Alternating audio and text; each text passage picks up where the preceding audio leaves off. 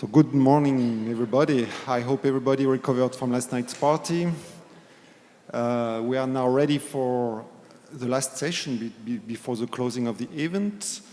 And traditionally, during the FAUBAI conference, the last session is a global dialogue where experts on higher education and internationalization of higher education exchange ideas on the current situation and the future of internationalization of higher education. So we'll have the pleasure to listen to four colleagues here. One by one, they will enter and take their seats. First, Dr. David Julien, Secretary General of the Inter-American Organization of Higher Education, OUI, oui.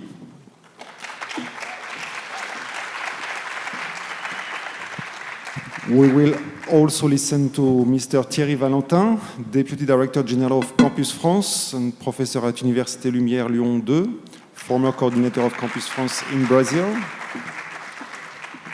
Dr. Sean Manet, Executive Director of the Consortium for North American Higher Education Collaboration Network, CONAHEC.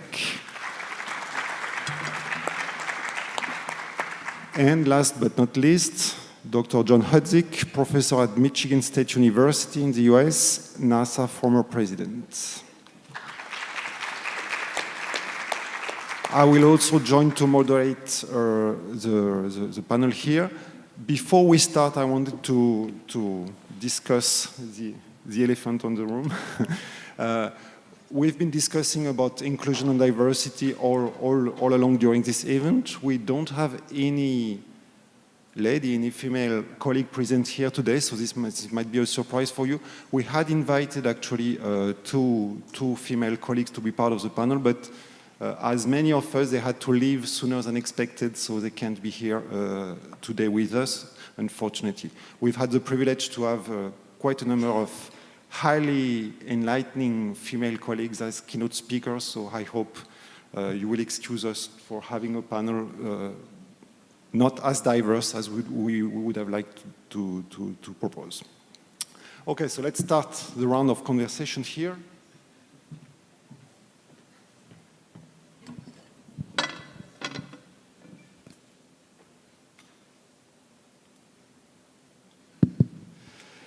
And to open this global dialogue and to warm up the conversation, the first question that I'd like to ask to each one of our panelists here is, after all those debates we've had during the three days here, what would be the main challenges, 2, 3, 4 main challenges for the internationalization of higher education that you see in 2023? Maybe we can start with David.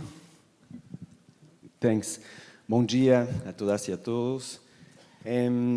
I'll stick to 2 so we don't overwhelm you with too many of those challenges. I think one of the first things I want to mention is protectionism. We've talked a lot about integration, we talk a lot about cooperation. Sometimes we do see that, and we've been talking a lot, for example, about how could we replicate, and I'm sure Thierry will be in agreement, how could we replicate an Erasmus Latin America? Why is it not working? Because everyone can speak either Spanish or Portuguese, and you kind of feel that there is a potential connection. But unfortunately, sometimes the curriculum is like the holy grail. No, it's sagrado.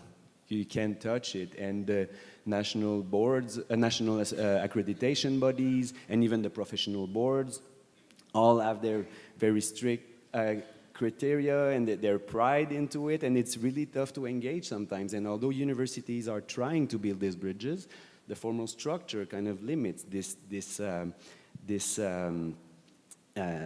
potential agreement. Even, I mean, we're based in Canada. Even for us, across provinces, you think it would just be easier, and it's not. So sometimes that's really a challenge. And I think we should learn. We've seen some changes in the field, like when you look at what happens with open science, for example. There's a greater capacity nowadays than maybe 10 or 15 years ago to share data, the way that the vaccine, for example, was accelerated with data sharing and reaching the numbers we needed to get it secure. So that's, the protectionism sometimes is something I feel that is a limitation.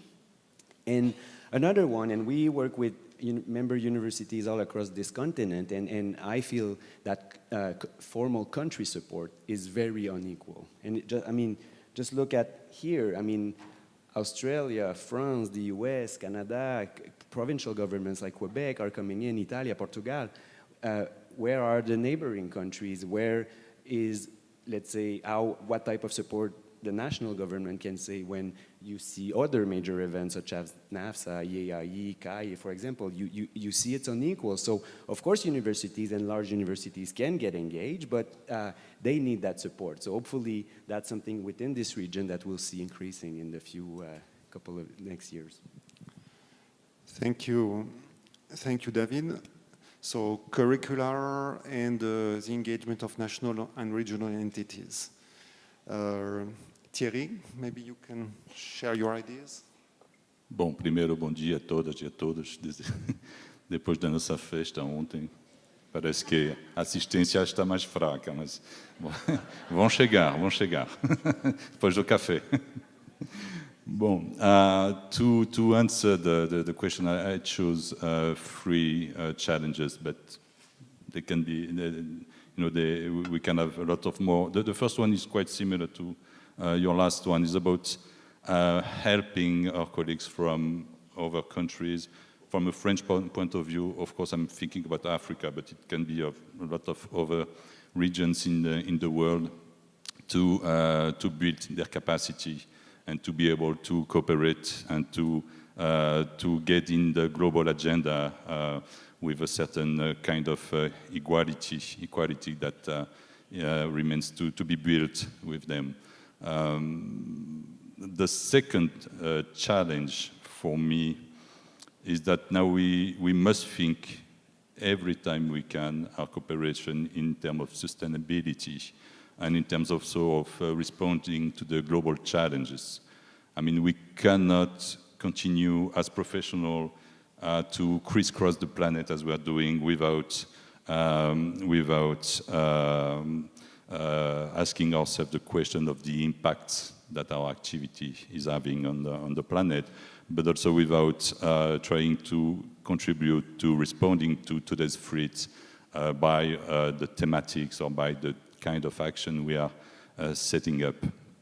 And of course, sustainability is not only a question of ecological matter, but also of the way we include diversity, and we are all sharing the same thing that Nicolas said in his introduction about a real pity to be just having four male guys to talk in conclusion of a conference which was about diversity. The third challenge is that, to me, we need to think about the notions of truth or reality in all our internationalization action. There's a lot of traits today that can be ideological, that can be technological, and we have to claim even more a positive internationalizations that can be built to build a world of sharing and mutual trust and of transparent production of knowledge. This has been, to me, it must be a very important challenge for the next years. Right, thank you. So equity, sustainability, and transparency, summarizing, would be the three keywords. Thank you, Thierry. Sean? Thank you very much. So I also thought of three areas in which I think are big challenges for the coming years. The first one, of course, and a very timely conference topic here, is the idea of inclusion. We're already dealing with population of higher education students that is a much reduced population of the general population of our countries. So it's already somewhat elitist. But within that, the students that do go abroad are very few. And that's true in the United States and probably also true in Brazil, although I don't know the numbers exactly. So it's very few people who get a chance to study abroad. So mobility is not a very good solution in some ways. International academic mobility by itself is not a good solution, not an affordable concept for many people. And that's one of the activities that CONEX engaged in, is promoting mobility. So we are aware of that. The second idea that I had was that effective collaboration is a big challenge. In a conversation with a colleague here from a Brazilian institution, she mentioned that Brazilian institutions don't tend to work together very effectively all the time. That was her perspective. And I thought that was a very interesting thing, that she said that they may be more likely to partner internationally than regionally and locally. And so that's quite an interesting observation. I don't know to what extent that's true broadly across Brazilian institutions, but effective collaboration. One of the ideas that she mentioned was that Brazilian institutions might want to think about creating a way to integrate refugees in higher education and coming up with a collective plan to do that, which apparently is something that hasn't really been talked about yet very thoroughly. And the third one was strategic and purposeful internationalization. And I've seen so many neat examples here and at other conferences of things that institutions are doing together. And I think that that's something that is still a challenge and something that still needs a lot of focus, because using all the tools in the internationalization toolbox is really important. Mobility is not enough by itself. It's also very important sometimes. And so I think that there's a broad spectrum of internationalization of the curriculum beyond sending and receiving students. So those are my three. Thank you, Sean. So mobility again, how to establish partnership and strategic internationalization would be the three main challenges. Before we listen to John, and just to have something more dynamic, I also would add one paradox that I'm feeling personally, and your first answers highlight these paradoxes and these problems, this challenge. On one hand, we'll certainly be facing less physical mobility in the years to come for sustainability reasons, for economical reasons. On the other hand, we need to integrate more people. And unfortunately, in my opinion, if we concentrate physical mobility, I'm afraid that those students, not only the students, but mostly the students, who will still be able to travel abroad, probably will be those students who already benefit from better social conditions because they know a foreign language, because they can afford the ticket maybe. So I really see a risk not only of limited mobility, but of a limited physical mobility restricted to those who already are highly integrated in the global world. So that's for me, that's a more specific challenge that we have to face, is how to still maintain collaborations, physical encounters, physical meetings such as this one, and physical mobility for students, while making sure that we don't exclude even more the poorest of our students from this process. But I got excited and I interrupted. John, please, we're looking forward to listening to your opinion. Okay, so I'm going to probably cause trouble here. I think our biggest challenge is us. And I mean that by higher education, not just you personally, okay, but higher education. If you look at, and I've looked at public opinion polls in maybe 6 to 8 countries in a couple of continents, most of the public, not all, most of the public get it about the importance of connection to global sources of cutting-edge information. They don't quite put it that way. And they have a bit of a schizophrenic view about access to global talent, the best talent, because it may mean my job, but they sort of understand the fundamentals that are going on. And again, not all students, and I speak mainly from the experience of the United States, which may or may not be helpful. The vast majority of students come to university in the U.S. thinking that they have to engage in international education. So a colleague of mine asked and answered a question one time. The question was, so they come ready to do it, few do it, what gets in the way? And her response was, us, higher education. So let me put a few details to that, and then you can beat me up later.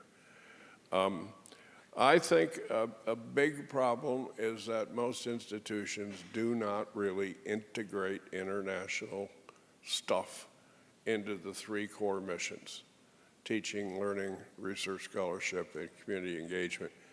It's almost like, many of you have heard me say this before, so it's almost like it's a fourth mission. Here's the problem, and we just saw it for the last 2 years or so. If it's a fourth mission that gets added on, it's pretty easy to strike it off when money gets tight and problems get serious. When it's integrated into the core of teaching and research scholarship, it's much more difficult to ignore it. So, and it's all missions. And this is something that I see in most of the associations that meet around the globe. The emphasis is on, now don't get me wrong, I'm not opposed to this by any means. I'm very much in favor of it. International education, that is the teaching and learning part of core missions. But if you look at what's happening with a leveling up of research capacity around the globe, and the question is, where do you find a good idea today? The answer is every place. So the integration of the research and scholarship function into what we do as internationalization is important. There was and I know I might get some hate mail for this, but there was some reality to what COVID struck when it involved international. It involved mobility. Why? Because COVID shut down mobility. And at many institutions, when mobility was shut down, there was little, if anything, left to point to as international engagement. And it left a lot of institutional leaders saying, well, so much for that, let's move on to something else now. Now, I think there's some recovery from that, not just mobility, but also thinking more broadly. I've spoken to presidents and provosts on at least three continents now. Well, maybe now 4. And they're all willing. They all, well, not, there's never such thing as all, okay, but mostly all buy the rhetoric. Yes, we have to do internationalization. And when they go home, what do? Next to nothing. A lot of rhetoric and little action. So we have a deficit of leadership. Now, I could go on with this list, but I don't want to thoroughly depress all of you. But all of these challenges reside with us and are solvable by us within higher education if we can figure out a way to commit to real action to do something about it. So for me, I go back to what I started with. What's the biggest challenge? Us. Okay? It's not the lack of government funding. It's not the lack of interest on the part of people to engage internationally. It's what we do. So maybe I should leave now?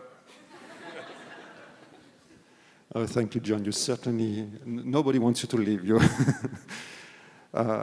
I have to react on this again to this question of physical mobility. I remember once I was at the international office and a colleague, not a student, but a technical administrative staff member of the international office, asked me the following question. We were discussing about mobility and how much mobility was important inside the process of internationalization. And this colleague of mine, she asked me,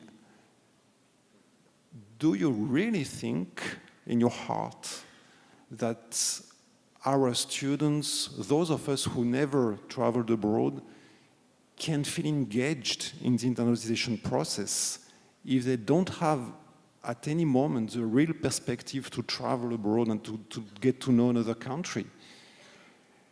And so I almost, she was my colleague, she was my friend, I almost started answering her question with our classical answer. Internationalization is much more than mobility. And I stopped. I really was directly impacted by her question because truly I understood her point. Our students, specifically our young students, a young Brazilian student, if she doesn't have any perspective of boarding on a plane and traveling to another country, well, it doesn't make any sense for her to have virtual education. I mean, potentially she's interested in having contacts with other cultures and internationalization on campus and so on. But really, really, really, all this only makes sense if at some point she has some perspective to really be part of a global world and be an active member of it through real world travel. So I think it's a challenge we have to of course, propose non-mobility based actions to foster the internationalization of our universities. But at the same time, we really have to be aware that it can't be only virtual. I mean, at some point, it only makes sense if people can really travel and meet each other. And this conference also shows this. We have worked together during years purely on a virtual basis. Many of my colleagues and friends here have participated of the latest editions of the FAUBAI conference on a virtual mode. We hadn't any choice. But as soon as it was possible to come back to face-to-face meetings, everybody came here and are glad to meet each other. So I think, again, I don't have any solution, but we have to make sure that we don't forget that real collaborations is also based on physical mobility. We can't forget this. Yes, I agree with most of that. Just let me add on something about mobility so there's no mistaking what my position is. I think mobility is incredibly important. It is the experiential component of international learning and the rest, and it's other things, but that's just one thing. That's not my argument. I'm not arguing against mobility. I'm actually thinking in terms of this conference. This conference theme, I think, has something to do with equity, inclusion, and access. I don't know. There's probably a couple floating around there someplace for odd reasons, but the usual number is somewhere between 2% and 5% of students actually end up engaged in study abroad. That's not equity, and that's not inclusion, and that's not access. So what do you do with the other 95%? Okay? And that's where thinking in terms of on-campus curriculum development and so forth becomes very important. But beyond that, expanding out the pieces of international engagement on campus actually end up creating symbiotic relationships between the pieces. On-campus development will actually motivate more students to find ways to become mobile. So, anyway. That's a good point and a good answer. So let's switch gear and keep on talking about diversity and inclusion, since John mentioned the term. Which blocking factors could you identify regarding diversity and inclusion? Maybe we can follow the reverse order, and I will give the mic to Sean. Thank you. Oh, okay. Thank you. Well, one thing that I haven't seen, and I haven't done the proper research, but I haven't seen diversity, equity, and inclusion specifically alluded to in many institutional mission statements, for example. So making it a priority at an institution and literally thinking about what that means, putting it in the mission statement, creating the infrastructure around how you create metrics to be able to measure the things that are important, how to choose which things are important. Those kinds of things at institutions, I think, is one of the blocking factors. It's not fully developed yet, from what I'm aware of. And I'd love to hear of examples where that's not the case. But I know that it still seems to be relatively early. That a lot of institutions have made significant hires in diversity, equity, inclusion positions that are relatively highly ranked, which is very important. But further than that, how do we consolidate that priority within institutions? And so including it in mission statements as well as the practice of the institutions is very important.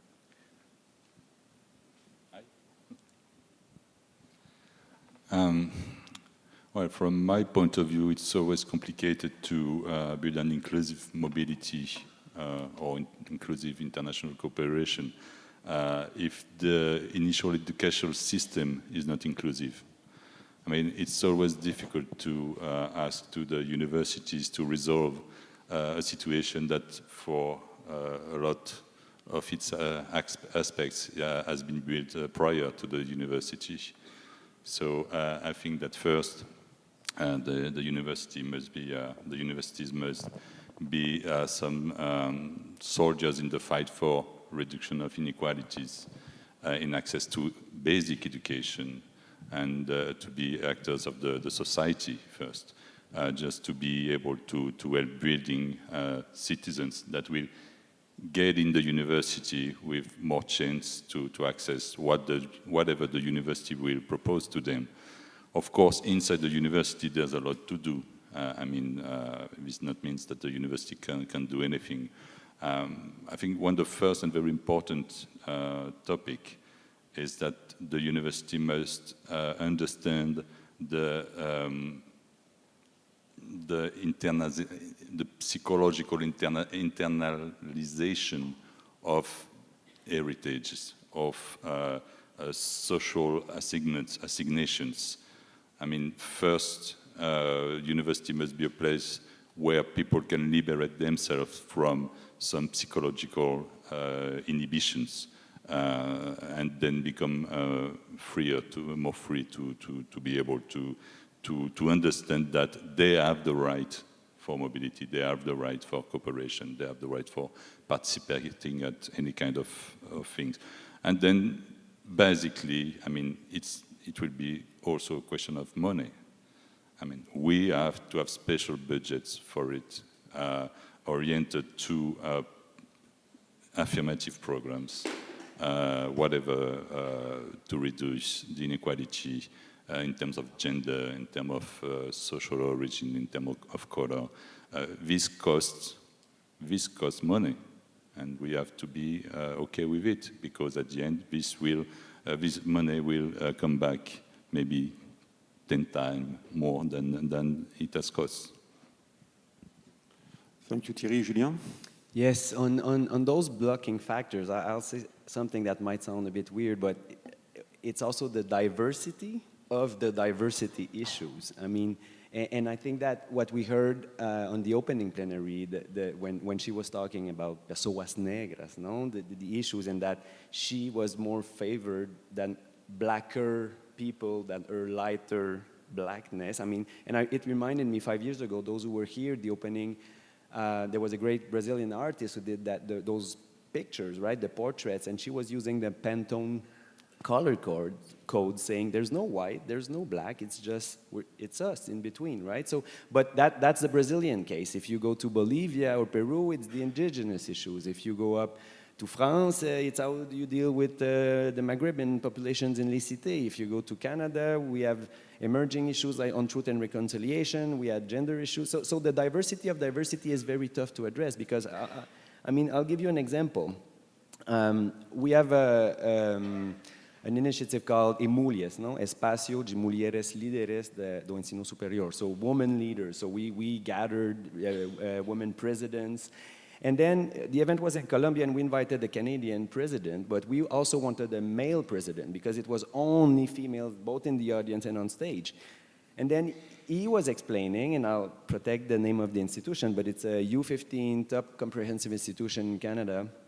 And he was saying, look, we spent 2 years investing in what you mentioned, Sean, like highest level institutional policies on EDI, covering gender, social classes, racism, and so on. So as president or as rector, he's chairing, it's the process to elect the new dean of the strongest fac on campus, medicine, right? So super, and he's chairing that committee, so he's super happy, the committee is doing their job, they know that he trusts that their policies that they've been working so hard for so long will apply, and hopefully, I mean, candidates will be considered. So story is 2 final candidates, one guy, but with an Afro background, so he's black, and 1 woman.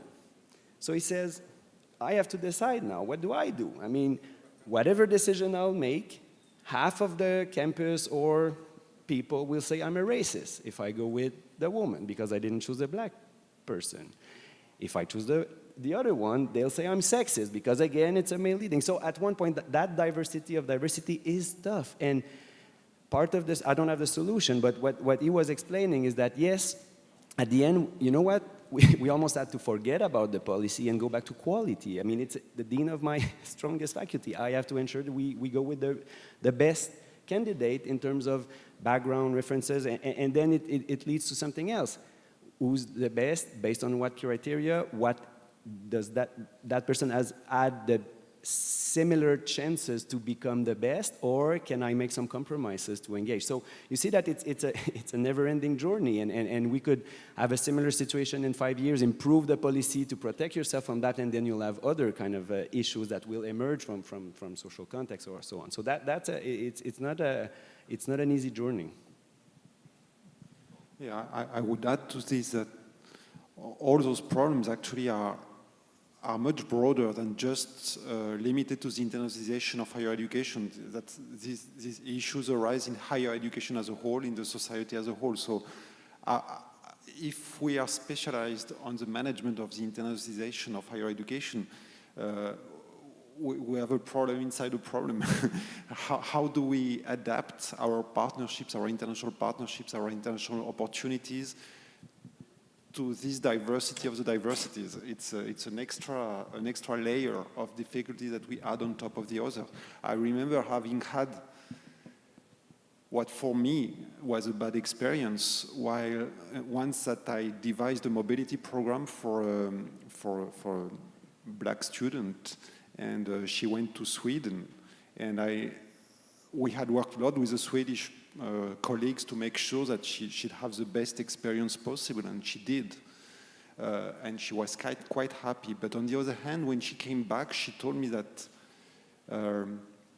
maybe she would have benefited more on a mobility program with another country, with another part of the world where she would have, I wouldn't say that she would have felt better because she felt wonderful in Sweden, but maybe this specific kind of mobility that we provided to her, which was based on an average model of student, maybe it wasn't the best fit for her. So we have this extra layer of difficulty to have to adapt our international programs to the diversity of diversities.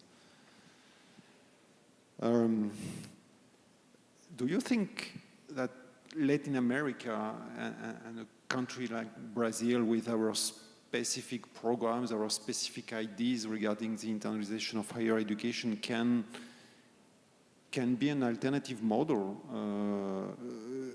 to advance in a different way than what has been done in Europe, for instance, with an integrated higher education system? Or do you see any specific role, any specific ideas coming from Latin America to advance on the internalization? John seems perplexed. the obvious and short answer is yes, because you're coming into the game, if I could put it that way, at a different point in time. And you can see things that others have tried and tripped over, and a few things that might have worked elsewhere. But I think the most important thing is you come from your own culture, and the blending of your own culture as a starting point with thinking about internationalization can really expand the notion of thinking far more diversely about models and actions and programming for internationalization. What that is, I don't know. I don't live here, okay? But I've talked to enough people, or I don't know, 4 or 5 FAUBAI visits to know that you've got the seeds of that contribution to the global network of internationalization there. I think the most important thing, I've had a little conversation about this with people while I've been here, but I think the most important thing is don't hide your own light under the basket, and have confidence in yourselves to make real contributions, and you can do it. I know, I've just heard, would probably be a better way to put it, I've heard some good thinking. So get out and do it. It'll proof. Thank you, John. And anybody else has an idea of a specific role of Latin America? Or?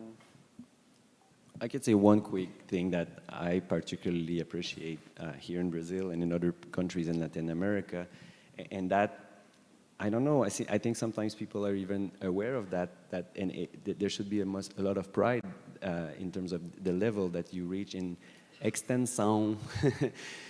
Most of our faculty are teaching, researching, and admin work within the faculty, but Latin America, everyone on campus will also work engaging with the community. And when last year we raised some money and launched a call for proposal, so we were funding research on the SDGs, and part of the criteria was to ensure there was linkage with the community. And curiously, the faculty that was helping us writing the terms of reference for the call was a Canadian researcher, and she owned the National Excellence Chair on SDG, but she started with a quick literature review, and she said, well, you know what, the more I read, the more I think we have more to learn and to share with this region, with Latin America, because it's been decades of social engagement, ensuring that students need to dedicate some time either within or extracurriculum to engage with the community, so civil society, indigenous group, microcredit programs, and all of those. So this is, I think, one particularity that when you try to channel that into a good internationalization strategy, and we always think about how can internationalization be bilateral. What do you learn from your maybe northern partner? I mean, that's where I think this region can really showcase decades of engagement and good practices in this field with that line. Thank you, Julien. Anyone? Sean? Just to agree with David, I know that in the United States there's been a tradition of agricultural extension, which has been very key to the development of the country. And it's something that also, I think, is done very well. For example, in Mexico, during your undergraduate degree, you're required to do 400 to 480 hours of community service. And that's part of the degree program. That's a requirement. That's not a requirement in where I went to school, in Canada. And so I think that model is very interesting. But it also means that it takes longer to get an undergraduate degree in Mexico than it does in Canada, for example. But I think that's worthwhile to have community service as part of the academic requirements. It means that higher education institutions do have relationships with community organizations and do public health work and many other things out in the communities that certainly show the value of higher education to people beyond the academy. So I think that that's very important. And one of the roles Latin American institutions can play is precisely in that sort of humanism. Because I think that I find whenever I come to Latin American countries, everybody's, well, most of the people that I interact with are very, very friendly and helpful and interested and talkative sometimes. And those are all qualities that I think are very important. Some people used to say to me, oh, I'm from Canada originally, and some people used to say, from Canada, they'd say, some people say to us that we're nice. We don't want to be nice. And I'm like, actually, that's a huge compliment, right? That's a huge compliment to be said to be a nice person, right? Because it reflects well, I think, if you're kind. And so I think that that's something that in Latin America I've encountered a lot of. And so I do appreciate that, and I think that that translates to many different parts of our practice. Thank you, Sean. Thierry? No, just in few words, I'm agreeing totally with the fact that Latin American higher education institutions must be proud of what they are, not only because here any students from any part of the world can be confident that here we'll have a very good level of knowledge and that he will learn with very good teachers. There's no problem with it. And the social model also, social and cultural model of engagement of the universities is really amazing. So this has to be showcased. This has to be promoted. There's a really lack of strategy and tools to work among the attractivity of Latin American universities and countries. This is, huge countries like, for example, Brazil, but other ones, but still we are in Brazil today, can't have 4 times more students going out than going in. The idea also would be to reach a balance of incoming and outgoing students. It has to be in balance, because if anybody wants to receive more students than sending, somebody will lose in that place. So the question is to balance mobility, and Brazil and Latin America has a lot to do, but first, just knowing to be proud of what is doing here will be a good start. Yeah, I think it's a point which always is highlighted in all Latin American meetings of higher educators, of president of universities. You take, for instance, the regional conference on higher education in Cordoba in 2018. The final declaration is very, very clear. The social engagement, the social relevance of the universities is one of the very first items that comes on the list on the declaration of what really matters for us in terms of higher education. So it's this concept of extension is really vital and the difference, I think, in the Latin American system. If we come to a more micro level, I wanted to come back to the question of the associations of international educators like FAUBAI, like NAFSA, like many others. OI, CONAHEC, well, all of you represent at least one of them. So what role do you think these associations have today and should have in the future? What difficulties are we facing? I know John has some strong ideas on this. What are the challenges for the FAUBAI as an association, maybe in the years to come? What are your views on these points?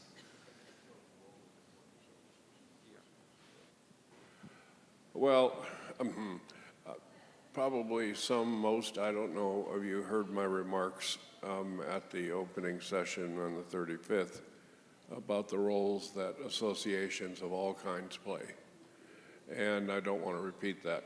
I think it's well documented in the literature, and it's pretty standard what associations do to help their members, principally related to jobs, helping members access a body of knowledge, new knowledge, And in my view, most importantly, especially in our field at the moment, which is under change, the most important thing for a professional association to do is to help its members recognize the paths of change and the ways to access them. Now, I had another thought. Is this the place? Okay. So I had another thought when I left the podium on Tuesday morning. As I turned my back to you to walk back to the seat, I said, oops, I forgot to mention something. So here's my opportunity to mention it. And I've seen this in so many places, and my comment is not specific to anyone in this audience. It's more of a somewhat generalized statement that I've observed about people like yourselves who work in the field of international education. I watch you and your colleagues who attend conferences, and you're almost like the happiest butterflies I've ever seen. Why? Because you've got friends and colleagues and professionals around you that you can talk to. And you can share problems, maybe get some solutions or ideas. And of course, there's an opportunity to brag too about the things that you've accomplished back home. But here's the thing that I observe, which is for a certain, fairly large segment of people who attend these conferences around the world, a serious problem. You leave here and you go home by yourself.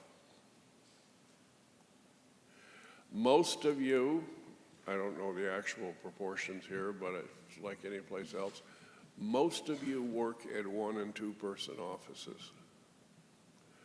The opportunity to have an enrichment conversation like you have here,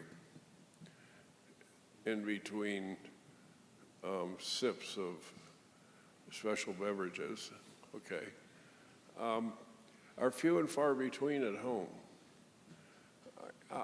I'll tell you, when I first became dean at Michigan State, I looked at our budget and how much money I was spending on sending people to conferences like NAPSA and AIEA and several others, the Forum and whatever. And I sort of went off my nut because I said, what are we spending all this money for? We're just sending people off to these places to drink and cavort and do whatever else, okay? Till someone who is a predecessor and very wise said, this is their opportunity to bond with their professional colleagues and to learn. And I decided, okay, that money is probably pretty well spent. I always thought it did. But then you come home. Now, I'm sure many of you come home to a rich environment with lots of smart people in your offices who are experienced and so forth, you can bounce ideas around, but many of you don't, unless there's something strange about international educators in Brazil.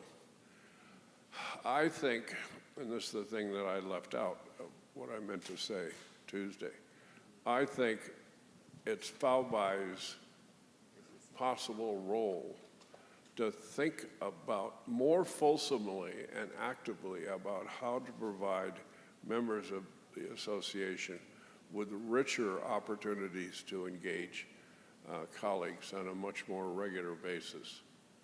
You know, we don't have enough time to go over ideas and options, but so you're here. The big question is, what happens to you when you go back there?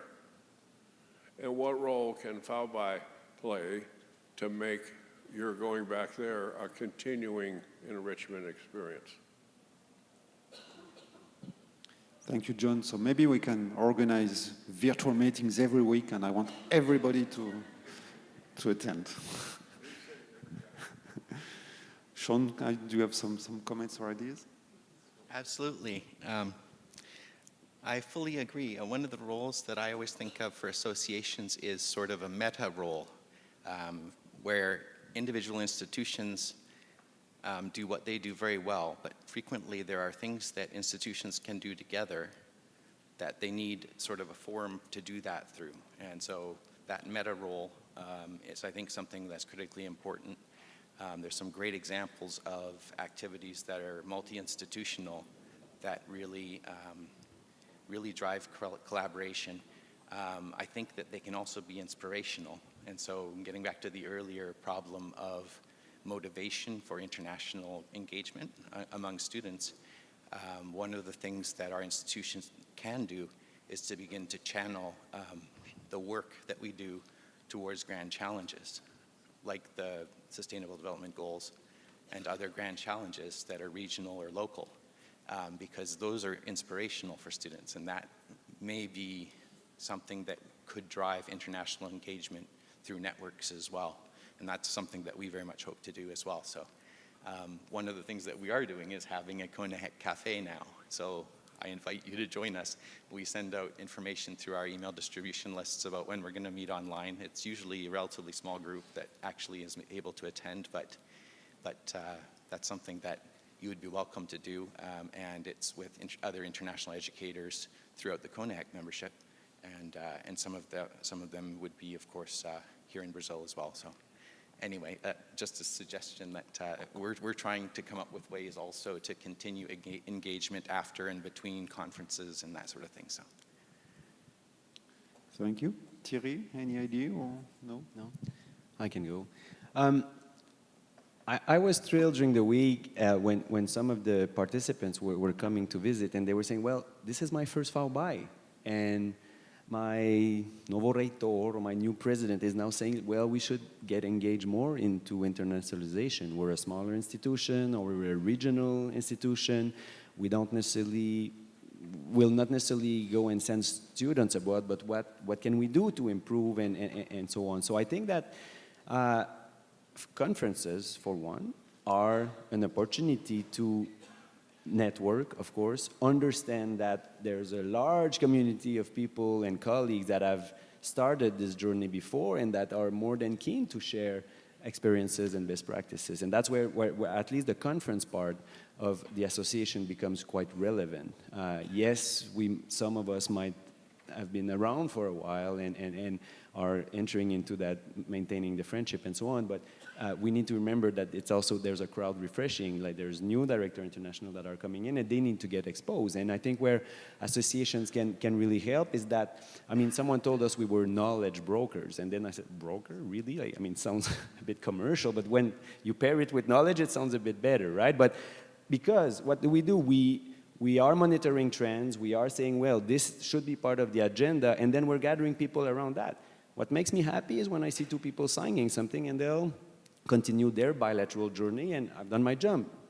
You met, and then you're on. So that's one. And then also, especially for OUE, I mean, we space our event every second year. We recognize that there's a lot of pressure and finances and resources and time dedicated to conferences, and there are many great conferences, so we try to space it a bit. But we're more than events. We're a membership-based. We do capacity building. We have tons of courses, engaging, supporting. We are setting up programs, such as our virtual mobility program. We're able, because of our status, to get some funding that one single university cannot get. We get funding from UNESCO, LBID, national governments. So that's also going back to that accelerator role and focusing on permanent programs and initiatives, just enhancing. You might be a large comprehensive institution or maybe a smaller institution, and there's always a next step. So I think our role is to ensure that we understand the membership and the profile, institutional profile, and make the right match depending on where you are in your journey, and ensuring that you can team up with peers and then go to your own next step, which is different from if you're USP or if you're a community or a university, for example.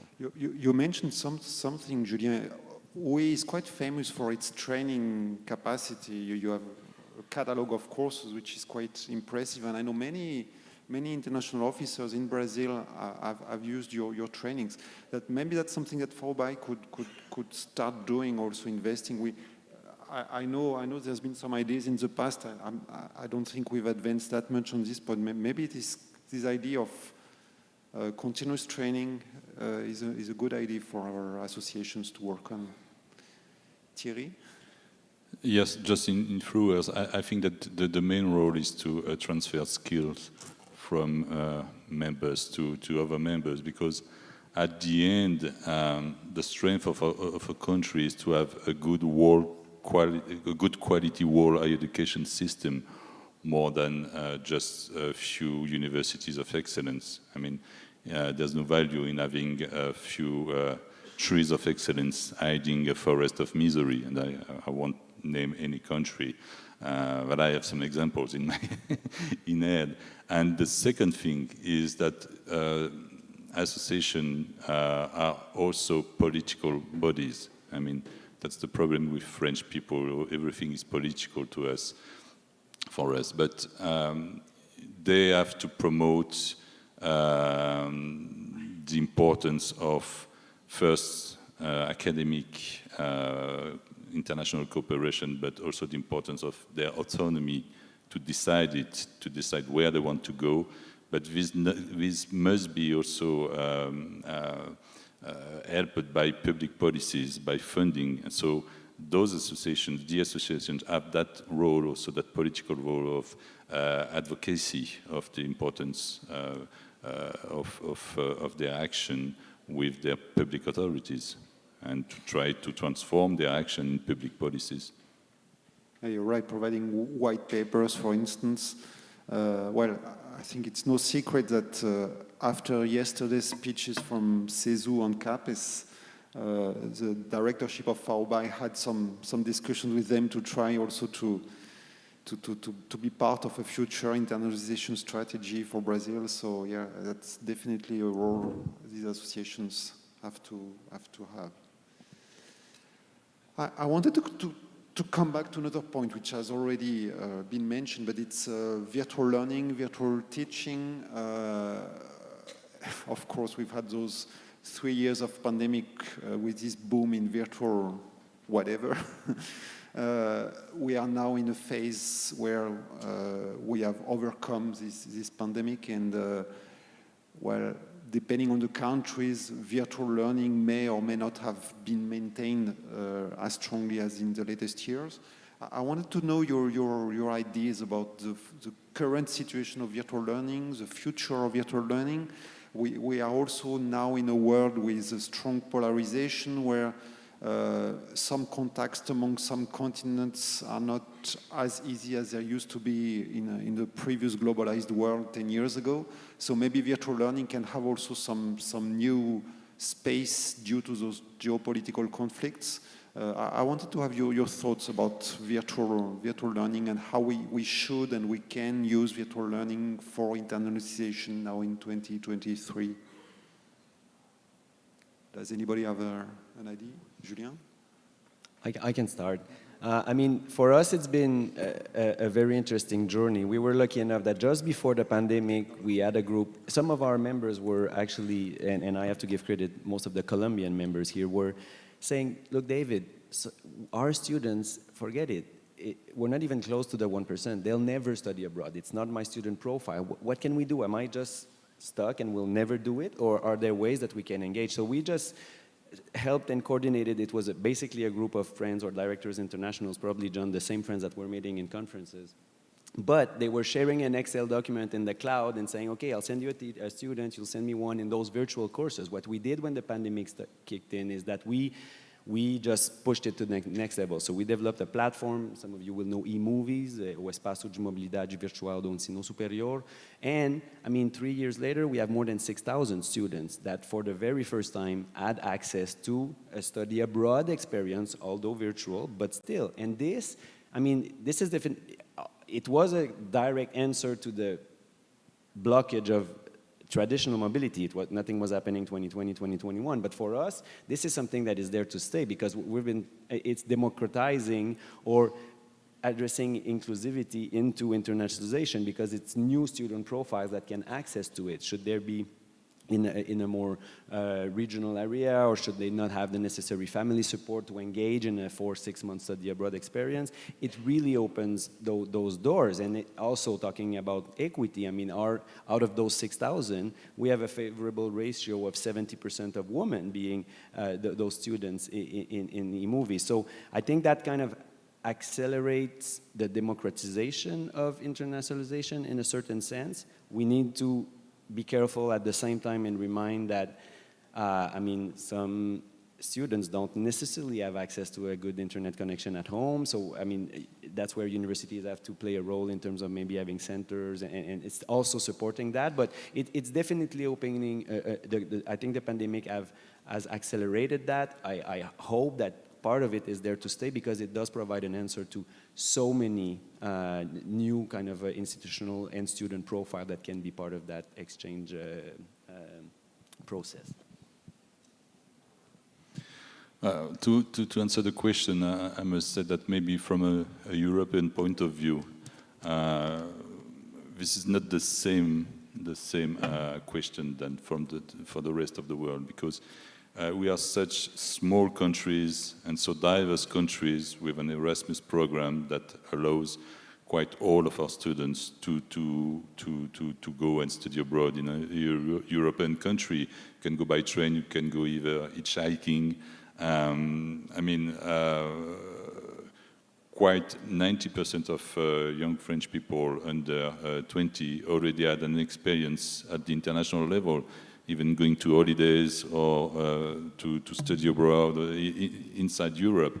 So we still believe that physical mobility, which has also been a part of the way we had created the European citizenship, by sharing concrete experience, living experience together, we still believe that physical mobility is very important.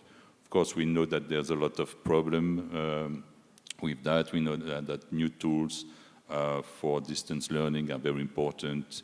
They allow us to be more agile, more creative, to include more students inside our internationalization process. But I think that through distance education, we have to be very aware of some threats that can come. I was speaking about the question of truth and transparency. When you are very distant from the other, you know, anything can happen during the process of distant learning. I mean, maybe you can receive a lesson from a teacher that in fact will be an artificial intelligence avatar, just reading a text that another artificial intelligence had written, so on. So the real contact is such important from a European point of view, that we are not ready to think about distance learning and virtual learning as something we are really wishing for the future. But we know that there's some truth and some importance in that theme, of course. But Thierry, let me ask you a more tricky question, because your answer reminded me of something I wanted to know for some time. In Europe, you now have those European universities which are very integrated, as much as I understand them. It's a new level of integration among universities for internationalization purposes. I can't see how those European universities can work without more virtual interactions, because as you explained very well, in Europe, physical mobility is of course very important and possible. But if you want to reach a new scale in terms of integration, probably the only solution I can think of is virtual exchanges. That's why we think that the way will be to hybridize both physical and virtual mobility. You know, virtual mobility can be a good preparation, can be a good follow-up of a physical mobility. So we are more thinking about mixing the two aspects than privilegizing, than opting more for one than the other. You know, we are trying to articulate. Thank you. Sean, and then John. I think there's a huge potential for technology to be integrated in in international education.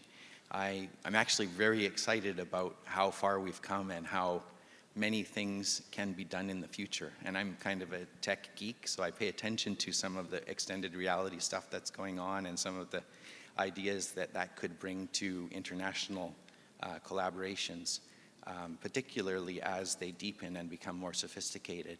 You can connect laboratories together, you can have collective data sharing, you can use extended reality to visit another laboratory, for example, and watch experiments as they're taking place and look at the results and observations. There's all kinds of things that we can do in international education, and the more sophisticated that becomes, the more meaningful a mobility could be, right? Because then you'd see, oh, these colleagues are really working on something that I'm interested in, I'll go there, right?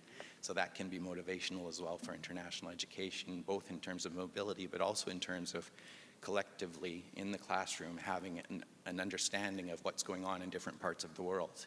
So I think that, you know, technology-mediated learning is something that's going to explode over the next 5 to 10 years, and it's going to be really exciting for us. So that's one of the things that I am most excited about, to be quite honest. Thank you, Sean.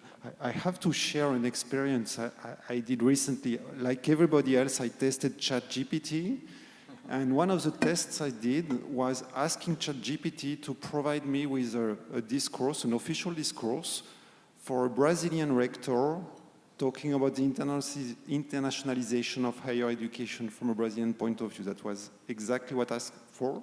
And many of us, we do have to provide our rectors with such key talking points. Well, ChatGPT worked perfectly well.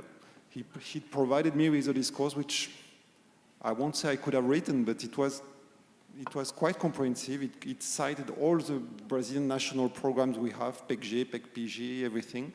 So it was quite remarkable how much technology could support an international officer in his daily routine work. John? I'm probably one of a few, if not the only person in the room who remembers experiencing information transfer using the teletype. You even know what that is? Electric typewriter with wires attached to it with communication lines, and you typed communications in both directions, one direction at a time.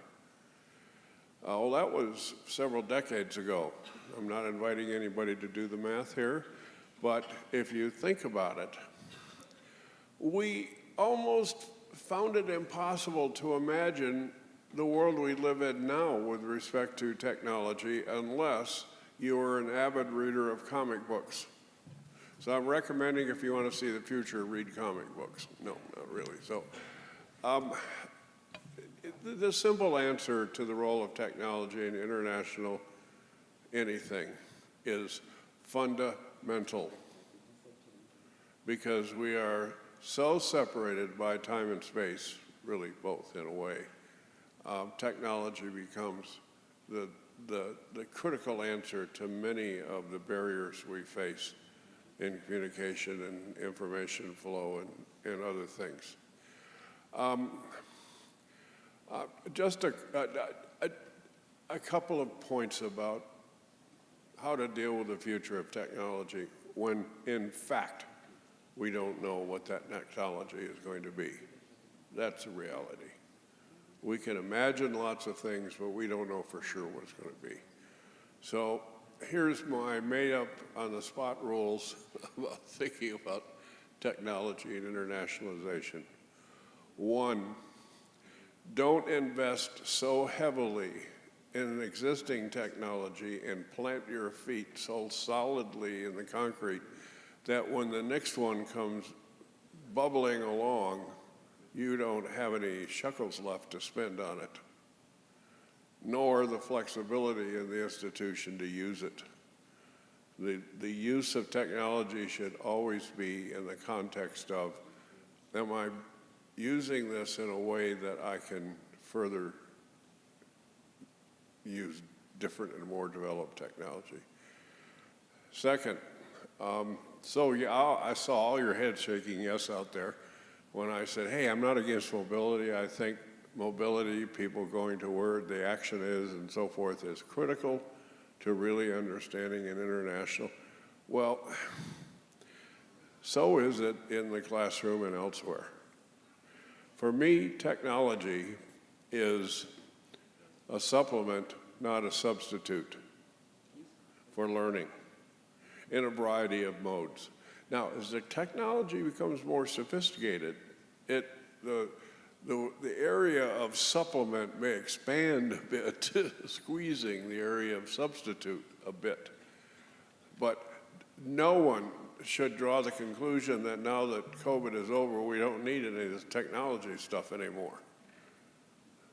Even more so we need it because guess what? A whole bunch of people woke up to, hey, you can actually make this stuff work in a productive way. So there remains the digital divide. There will always be a digital divide, defined as who has access to the latest. But coming up behind the latest is the spreading of access to digital technology. I mean, the digital divide was different and much wider 10 years ago. 10 and 20 years from now, we're still going to have a digital divide, simply because development happens in an uneven scale across regions and countries and neighborhoods and the rest of it. So go out and be techie. Thank you, John. We are reaching almost the end of this session.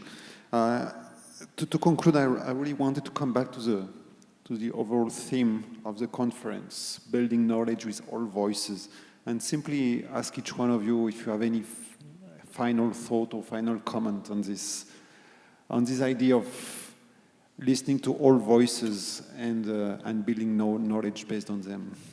So one final round for everybody, and we conclude. Sean, do you want to start? So I may be misquoting here, but I think the sentiment is accurate. I think it was Rudyard Kipling that said the best way to get to know another country is through smell, and I fully believe that. I'm pro-mobility, I guess you could say, right? Because you can't really experience it unless you're there. At the same time, I do think that technology has got huge potential for aligning some of our research capacities and interests, and beyond that, having experiential learning opportunities and potentially community engagement opportunities as well to learn from what's going on at other institutions out in the community. We have, for example, at the University of Arizona, they've developed a hat which has cameras, 360-degree cameras, that somebody can wear and can actually interact with different activities and different community extension activities or others. And so that's really neat because then you could project that back to students that aren't able to be there, but that can eventually potentially interact with those environments through questions or through, that technology. So it's really exciting, and I think there's lots that we can do as international educators to begin to align our programs more strategically and more purposefully so that students are motivated and inspired to engage internationally. And so I think that there's lots of things that we're about to see, and I'm sure that many of the people in this room and who attend these conferences will be the ones that will lead this. So I'm really excited again to have the opportunity to be here with you. Thank you, Sean. Thierry? Well, to conclude, I will be a bit radical. I mean that we must, for the future, fight two things. First, we must fight against our own programmed extinction as a human species, as a being. And we have to fight against all the people, all the voices that are denying this fact. So building knowledge with all voices, more or less, building knowledge with all the good voices that I want to share and to construct together a common good, yes. And all the voices are not only all the voices of people, you know, all the institutional voices of all the universities. We are all allies in this fight. So I'm very, very happy to have shared those 3 days with you, because I just met with good voices during this FAUBAI conference, and I really want to thank everybody here for all the talks I had with anybody here. Thank you. Thank you, Thierry. Julien? Yes, thanks, Nicolas. And since the last remark, thanks to FAUBAI also to hosting us one more time. I guess I have 2 points for those final remarks. Yesterday, I don't know if you noticed, that was at the very end of the minister presentation. It was written on the bottom of the screen, competition vs collaboration. And sometimes, I mean, even between universities, you are in competition, but you also need to collaborate. And I think it's the same in internationalization. And going back, for example, to your point earlier, Nicolas, you were saying, okay, maybe FAUBAI should get more engaged in capacity building as a permanent kind of solution to members apart from the conference. I mean, many of us sit, like Sean is there with CONAREC, we're there, FAUBAI is there on the NIEA, the Network of International Education Associations. I mean, so if we're talking capacity building as an example, we have the DS, so Diplomado de Internacionalização no Ensino Superior. We've been running that program for 13 years. We have more than 1,000 directors and managers of international that have been trained. That's in Spanish. I mean, then maybe partnering and collaborating would be, I mean, the contents are there, the platform is there, but how about translating it into Portuguese and ensuring we can find a way to reach FAUBAI members to enhance that. So I think sometimes more collaboration just provides more opportunities and more access for universities and colleges to get engaged at that level. So I hope this is something we can continue doing, and this kind of global dialogue is the first step that goes into that direction.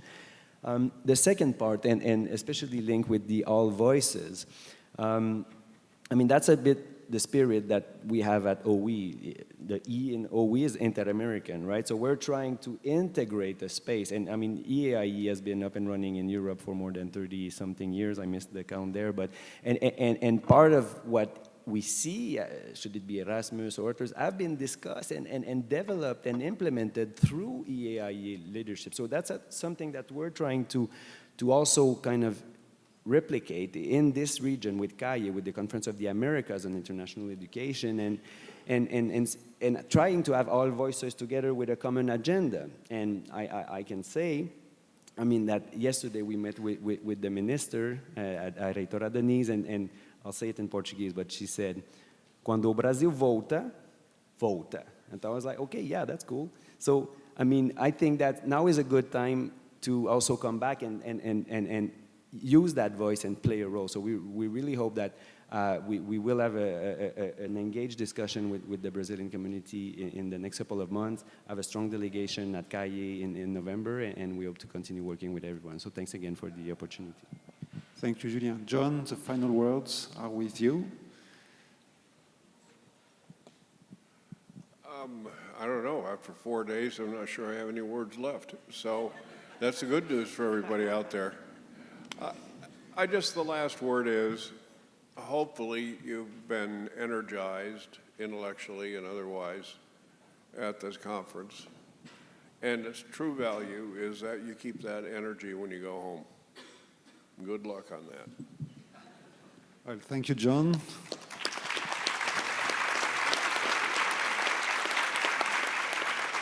Thank you, John, Sean, Thierry, and Julien. And for some very, very concluding thought, I'd like to call our president, José Celso Freire Jr., who wanted to share some words with us.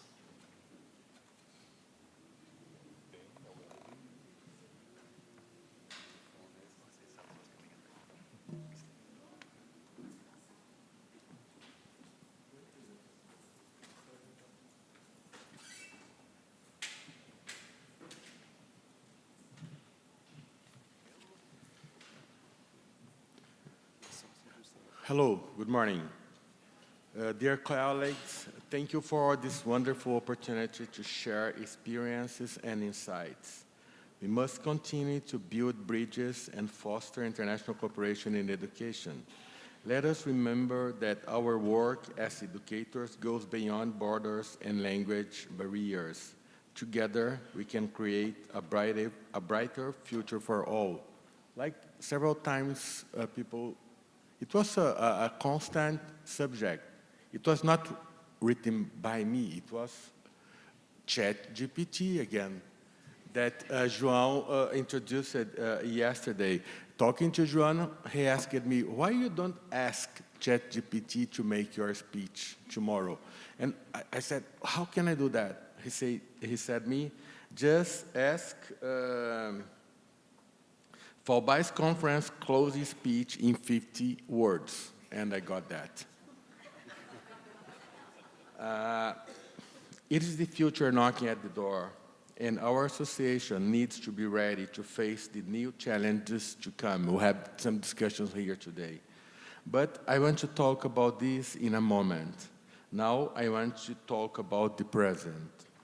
After such difficult years, we held this FAUBAI 2023 conference in person with even greater and more special pleasure. We could meet up with old friends again and have the opportunity to meet new ones. And for me, being in touch with friends is one of the essential things in life.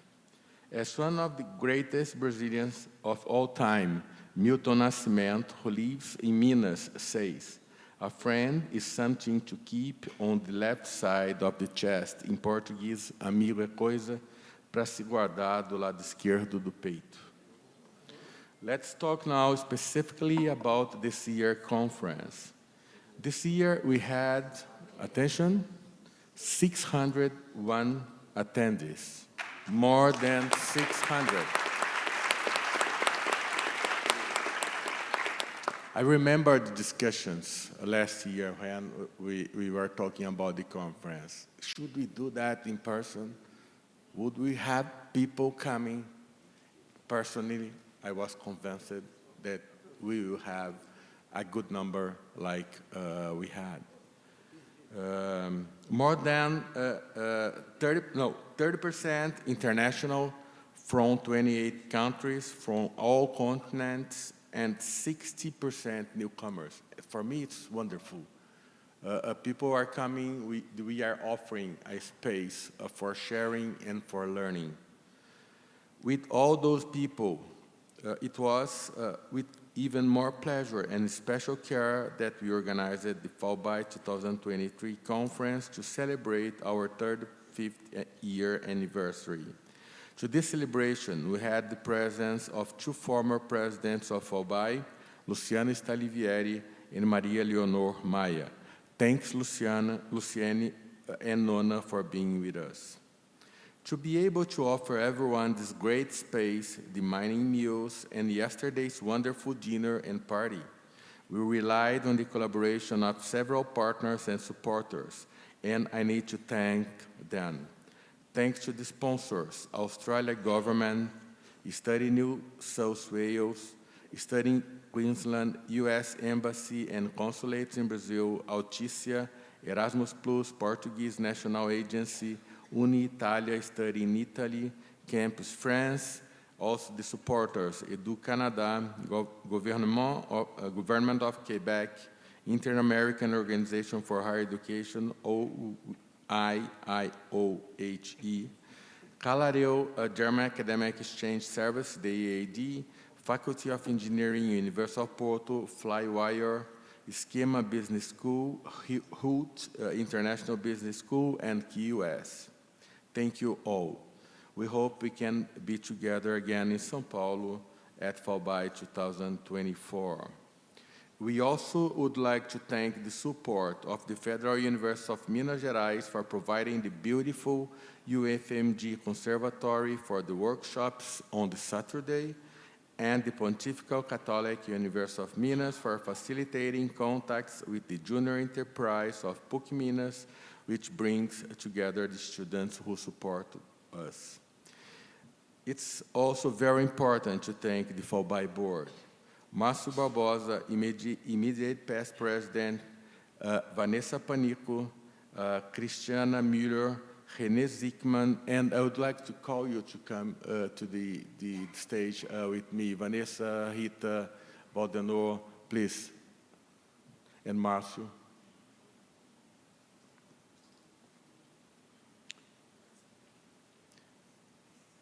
This conference will not be possible without the support of Nicolas Maillard. My great thanks to you, Nicolas, for helping us in different things, organizing the conference and everything. Thank you so much. Thanks. I also would like to thank the team of FAUBAI, assistants, Carolina Martoni, Lucas Ferrari, Marcélia Pereira, and Marcelo Evangelista, and the students. Please come on the stage so that we can honor you. Please, just come.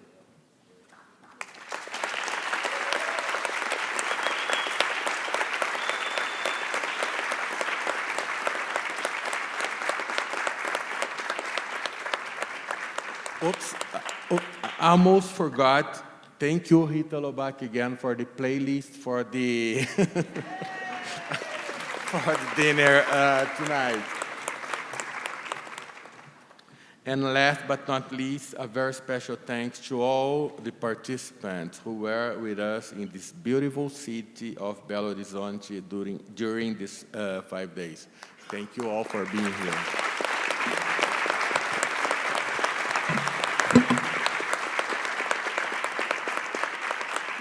In a much more promising national scenario, Brazil is back, as David just said.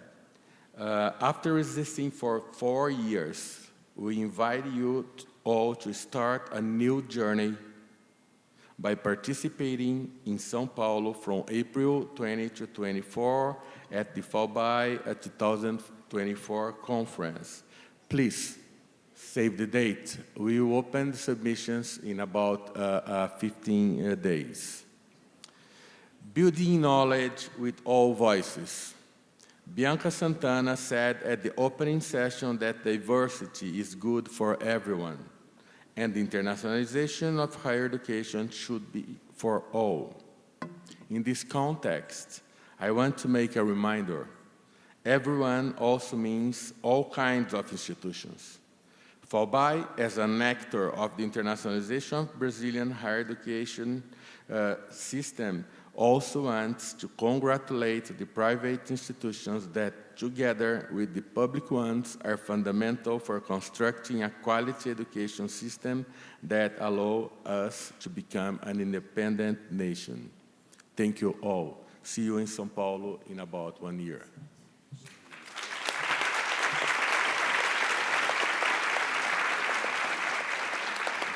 Sometimes you cannot say, I am sorry, but I am sorry. René, please join us. I just forgot. René is wonderful for the organization. It's essential for the organization. And without René, nothing that we had here in Belo Horizonte will be possible. Now, see you in São Paulo. We are offering a lunch for those that could be with us in the same place as yesterday. Please enjoy the lunch and see you in a year about.